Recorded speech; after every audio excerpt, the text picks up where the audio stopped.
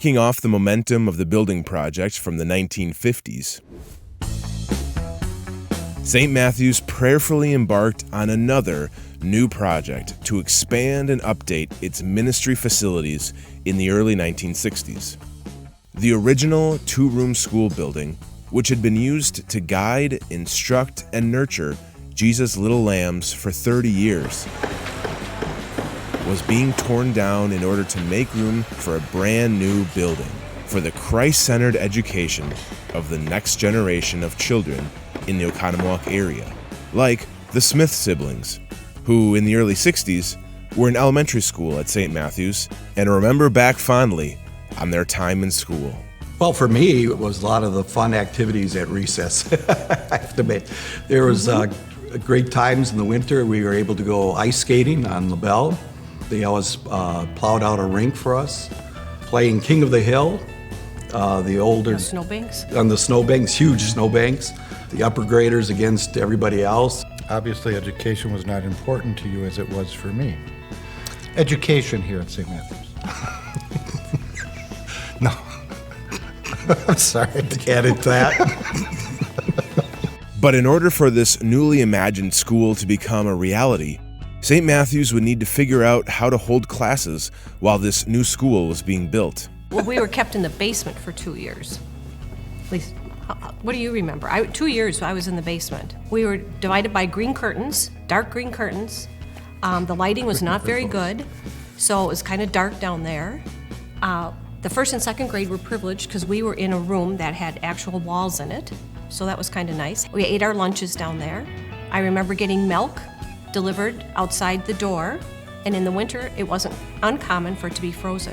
So we would have milk in a glass bottle that was frozen. It's easy to imagine that the students and teachers alike eagerly awaited the completion of their new school. Then in 1962, exactly 1 decade after St. Matthew's dedicated its first original house of worship, the brand new school was being dedicated to the glory of God and the instruction of His children. And then kind of one day they said we can move over to the new school. So we kind of climbed out of the basement, out of the dark, and got into the new school building. Wow. And there were windows and places for your coat and desks, brand new desks, and it was fantastic. Wow. It was pretty cool. The new school was built with 4 classrooms, a gymnasium, and kitchen facilities. It had 75 students at that time and 3 teachers.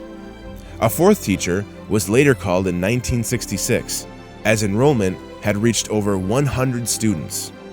I think it positioned the school and the church in a very solid way, that the commitment to build a brand new building, 4 classrooms with office space and a gym and a kitchen to serve hot lunches. As with St. Matthew's first school building in 1932, which preceded the existence of any permanent worship facility for the congregation, this new school building further illustrates the congregation's long-standing commitment to Christian education. Even during the days of the green, curtained-off classrooms down in the dark, gloomy church basement, as the Smiths would put it, parents stood by this school as being the place for His little lambs to be fed. That just has been a very important part of this congregation, to provide that opportunity for the children and to continue to hear God's word in the classroom, and that has been a great blessing. There was Yes. no question that we were going to be going to school here. That was just a given. And we would be attending this school till 8th grade. Mm-hmm. Yep. Their father especially, Howard, loved this school dearly. He was instrumental in getting the basketball program started and was Mr. Fix-It Man around the school.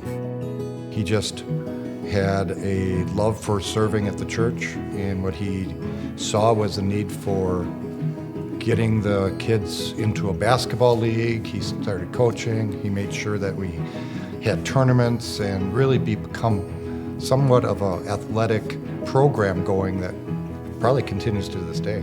And that's a thing that I think they were very forward-thinking when they built the school, because not only was athletics important, but every year there was a play. Right. So Yep. students from every grade got involved in the play of the year.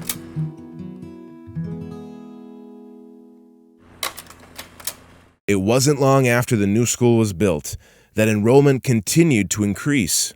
The 4 classrooms that they thought would be enough turned out not to be. And soon, the congregation would come up with a solution to manage that growth in the decade to come.